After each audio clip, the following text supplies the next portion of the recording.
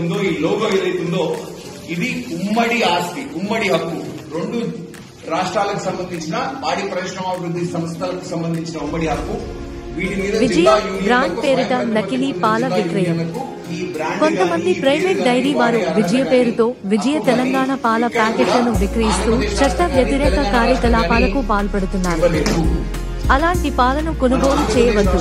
ప్రజలు విజయ తెలంగాణ అని బ్రాండ్ ఉంటేనే పాలను కొనుగోలు చేయాలి. విజయ బ్రాండింగ్ పేరు, లాఫింగ్ కో లోగోను వాడుకుంటూ పాలను విక్రయించే హక్కు జిల్లా యూనియన్లు, ప్రైవేటు సంస్థలకు లేదు. విజయ బ్రాండు ప్రైవేట్ డైరీలు వినియోగించడం చట్టరీత్యా నేరం. విజయ తెలంగాణ డైరీ చైర్మన్ గుత్తా అమిత్ రెడ్డి. విజయ పేరుని గానీ విజయ బ్రాండ్ గానీ వాడేదానికి అర్హత గానీ ఆ హక్కులు గానీ మేము ఎవరికి కూడా ఇవ్వలేదు అని చెప్పేసి ఏపీ ఫెడరేషన్ కూడా లిఖిత పూర్వకంగా మనకు ఒక ఉత్తర్వులు రిలీజ్ చేసింది. ఈ ఉత్తరం కూడా మీ అందరికి కూడా కాపీ ఇస్తాం. అయినా కూడా సరే గడిచిన 2 సంవత్సరాలుగా వివిధ జిల్లా యూనియన్లు, కర్నూలు యూనియన్ గానీ, నెల్లూరు యూనియన్ గానీ, కృష్ణా యూనియన్ గానీ, మదర్ డైరీ నార్మల్ యూనియన్ గానీ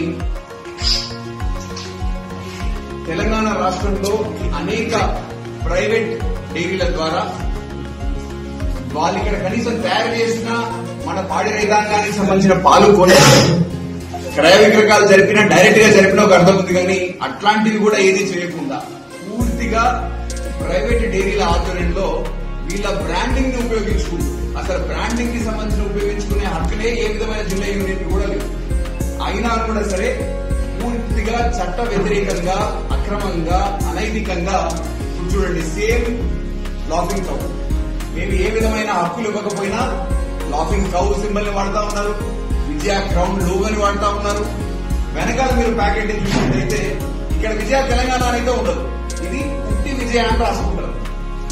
వెనకాల మీరు ప్యాకెట్ తిప్పి చూసుకున్నట్టయితే manufactured by Abhaya agro forms, అది ఎవరు ఏంటి అనేది మనకు తెలియదు. మళ్ళీ ఇంకొక దగ్గర మ్యానుఫ్యాక్చర్డ్, అదే ప్యాకెట్ మీద మ్యానుఫ్యాక్చర్డ్ బై అర్వయస్ నేచర్ ప్రొడక్ట్స్ ప్రైవేట్ లిమిటెడ్, పైన marketed by Vijaya milk products.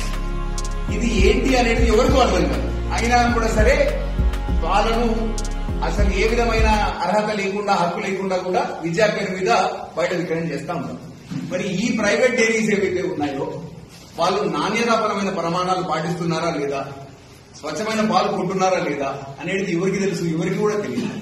మన సంస్థ ప్రభుత్వ ఆధీనంలో నడిచే సంస్థ కాబట్టి మనం రైతుల సంక్షేమం గురించి పనిచేస్తా ఉన్నాం. రైతులకు మంచి